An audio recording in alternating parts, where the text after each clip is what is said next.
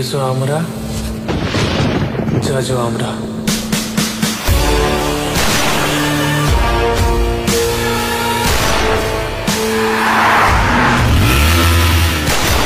পুলিশের নাকের ডগা দিয়ে খুন হচ্ছে ম্যাডাম। ম্যাডাম এই বিষয়ে কি বলবেন? No comments.